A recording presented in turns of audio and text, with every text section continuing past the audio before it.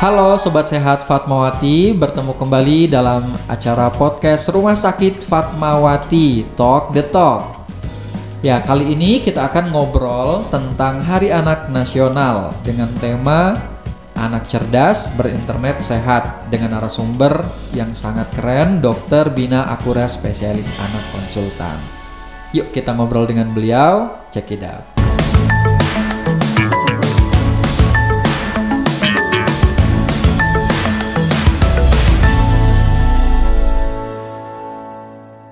Halo Sobat Sehat Rumah Sakit Fatmawati, pada podcast kali ini bertemu lagi dengan saya Dr. Ahmad Ismatullah, spesialis anak.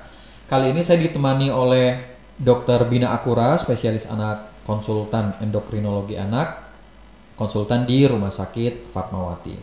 Oke, masih dalam rangkaian Hari Anak Nasional pada 23 Juli.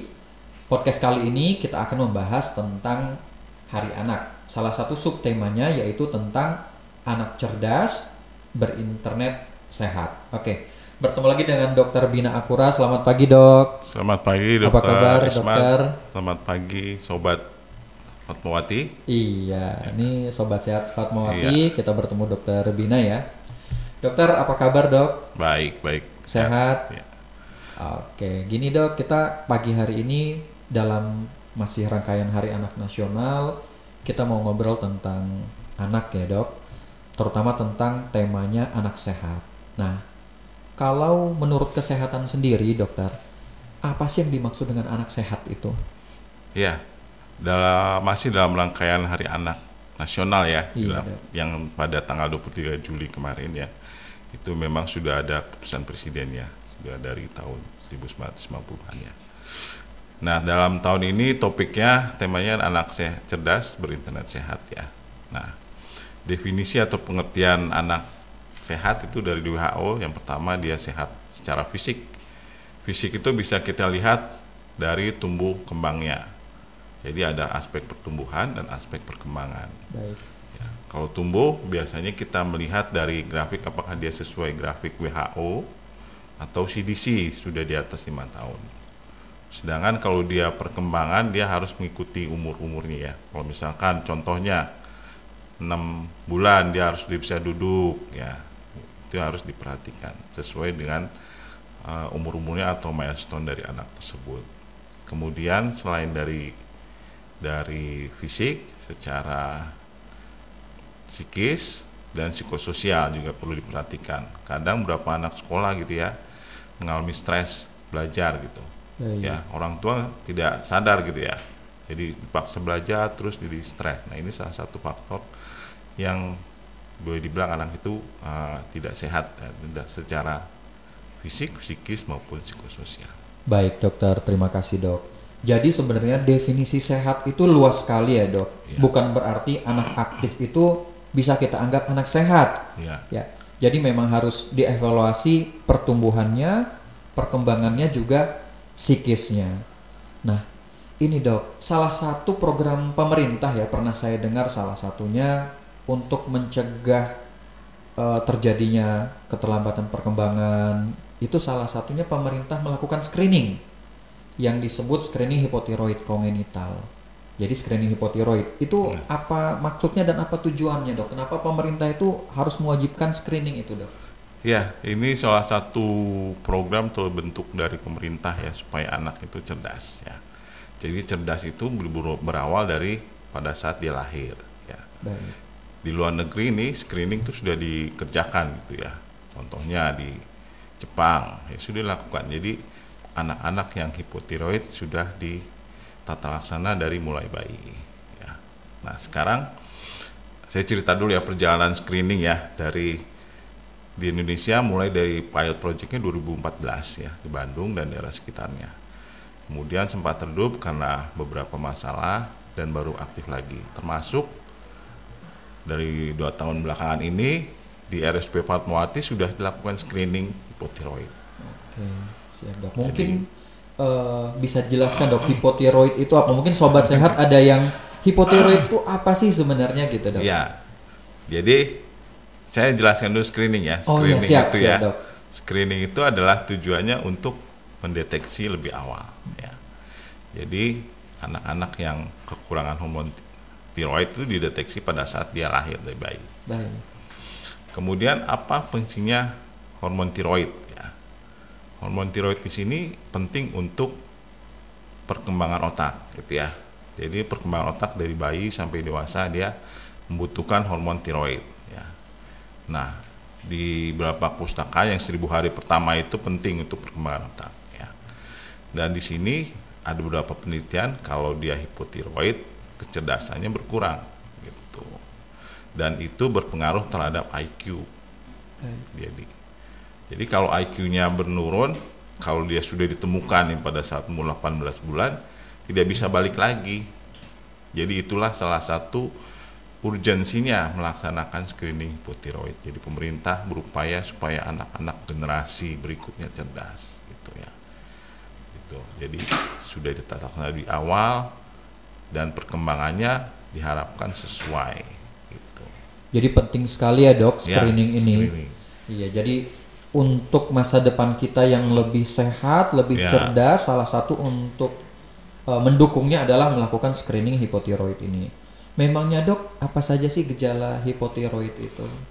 Gejala hipotiroid ya, kalau misalkan secara klinis ya, bayinya itu kuning pada saat awal ya, kuning, dia lebih kuningnya itu berkepanjangan ya, itu namanya prolong jaundice ya, istilahnya.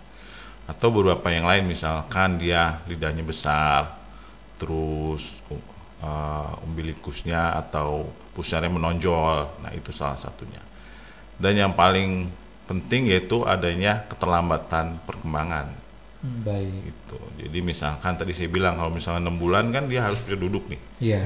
Dia belum bisa duduk, baru biasanya hanya tiduran, ya. Nah itu salah satunya. Jadi aware-nya perlu, kalau dia terlambat harus dibawa ke dokter.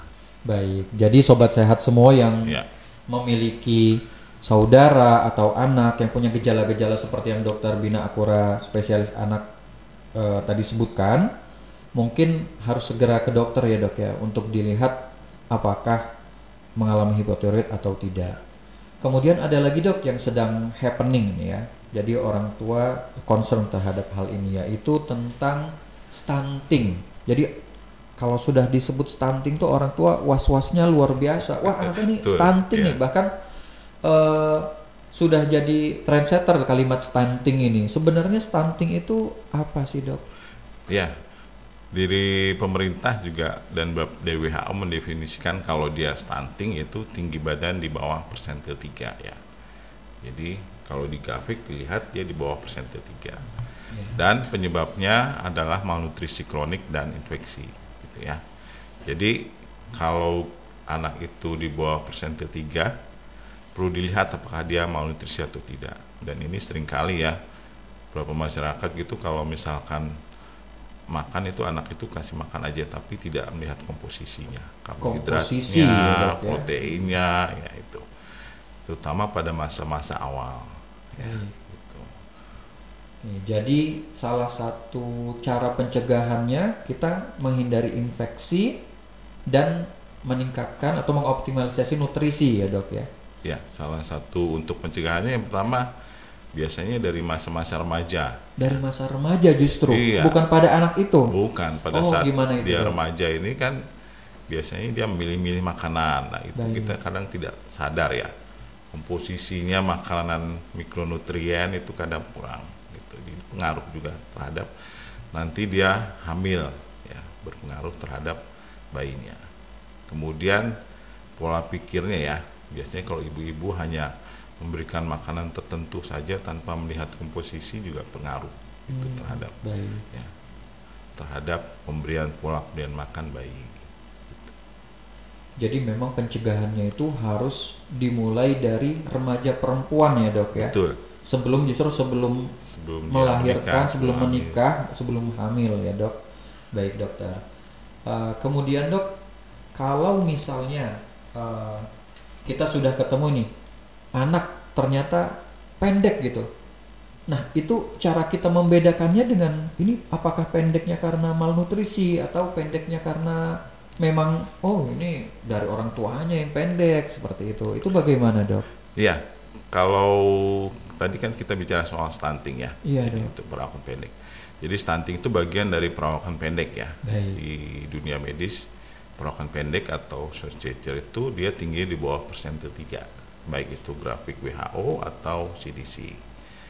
Tetapi dilihat lagi ya, pola makannya, status gizinya. Kalau dia gizinya baik, pola makannya baik, tentunya bukan stunting tapi perawakan pendek. Baik. Jadi perawakan pendek ini bisa masalah di endokrin. Contohnya yang tadi saya bilang hipotiroid. Jadi selain gangguan perkembangan, dia pertumbuhannya juga dia pendek. Baik. Gitu. Kenapa? Karena dia hormon tiroid penting untuk metabolisme seluruh badan, ya. Jadi untuk penyerapan di usus, kemudian dia lempeng-lempeng pertumbuhan membutuhkan hormon tiroid untuk tinggi badan. Gitu. Baik, Dok. Itu kita bicara tentang anak sehat ya, Dok ya. Anak sehat, kemudian anak cerdas. Nah, selain dari pertumbuhan seperti itu, Dok ya, kan anak itu juga perlu dilihat perkembangannya. Nah, Ya, mulai dari awal. Tentang stimulasi, Dok. Tentang stimulasi. Nah, bagaimana sih cara menstimulasi anak itu, Dok? Kalau dari mungkin awal yang paling penting kan di 1000 hari pertama kehidupan ya disebut orang. Betul. Bagaimana, Dok? Jadi dari masa 1000 hari pertama di sini perlu stimulasi baik dari orang tua, ya, baik dari ibu maupun dari ayah, ya. Baik. Biasanya dari pemerintah sudah membuat di buku KMS itu ya, tahap-tahap perkembangan anak bisa dilihat di situ. Contoh, misalkan dia sudah senyum, tentunya harus interaksi dengan orang tua, ya, gitu. Contohnya misalnya cara memberikan makan, harus memberikan senyuman, kemudian bagaimana dia menidurkan anaknya gitu ya. Nah itu salah satunya. Kemudian bentuk stimulasi yang lain yaitu kalau misalkan umur 6 bulan ya, harus dia bisa duduk, tentunya harus dirangsang untuk supaya duduk, dipegangin ya. Otot-otot dari tulang belakangnya dengan dirangsang, distimulasi, itu salah satu bentuknya ya. Baik, Dok. Kemudian juga mengenalkan warna-warna atau lampu-lampu gitu ya, itu salah satu bentuk stimulasi. Dan itu bisa dikerjakan di rumah gitu ya. Dengan orang tua ya, Dok ya. Berarti tua, orang tua harus kembali baca-baca kembali buku harus dibaca KMS-nya. sesuainya. Ya. Kalau tidak sesuai itu harus dibawa ke dokter anak. Baik. Nah, ini, Dok. Orang tua sekarang itu kadang-kadang mengalihkan stimulasi anak itu dengan menempel TV di rumahnya. Jadi dianggap dengan anaknya joget-joget, kemudian aktif melihat TV seperti itu, Dok ya. Itu dianggap stimulasi. Ini kembali lagi ke anak sehat tadi, kembali lagi ke definisi, kembali lagi ke tema hari anak kita, ya, iya, betul, berinternet sehat. Nah, itu bagaimana, Dok, menurut dokter? Stimulasi menggunakan screen time. Ya, jadi internet ini salah satu bentuk kemajuan ya. Baik. Ada manfaatnya dan ada juga yang perlu kita waspadai, terutama untuk perkembangan anak ya. Kalau memang anak itu diberikan TV ataupun gadget ya, itu dia hanya secara pasif dan tidak ada bentuk istilahnya interaksi ya. Kalau misalkan kalau misalkan ibu sama anak makan bareng, tentunya interaksinya lebih ada. Tapi kalau dia anak itu makan sendiri sambil nonton gadget, tidak ada. Bagaimana ibunya ngomong, bagaimana sentuhan dari ibunya, bagaimana ibunya menceritakan ini makanan ini enak loh, ini makanan ini loh, gitu. Itu salah satu bentuknya ya. Kemudian internet di sini ada ya dari WHO ketentuan ya. Jadi upaya untuk membatasi. Udah batasannya ya, Dok ya. Jadi kalau misalkan dia di bawah 18 bulan sebaiknya tidak. Baik. Gitu. Karena ada beberapa penelitian ya, kalau dia tidak ada stimulasi itu dia lebih cenderung kepada dirinya sendiri, gangguan perkembangan gitu ya. Atau ya itu tadi tidak ada interaksi dengan orang tua gitu. Kemudian kalau dia di atas 2 tahun ya, dibatasi 1 jam saja. 1 jam saja ya, Dok ya.